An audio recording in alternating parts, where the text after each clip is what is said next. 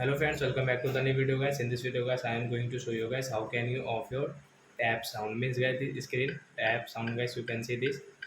And when you click on button guys, icon guys, this you can see this sound. So as you want to off this sound in your Tecno phone, so as you can off it. And guys, now let's see how to off this tap sound guys, touch sound in your Tecno phone. In this video guys, I am going to show you.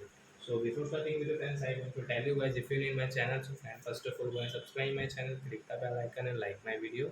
So friends, now let's start the video. Friends, first of all open your phone setting, sound and vibration tab here guys. I scroll it, then as you can see your tab touch sound. So where this blue icon guys, tap here. Then as you can see this touch sound will not work in your Tecno phone guys. You can use your phone. You can operate your phone without this tap sound. So I hope friends you have understood how to off touch sound in our Tecno phone. So that's it guys. Thanks for watching. Now guys we will meet on next video. Bye bye friends. Before going guys, please go and like my video.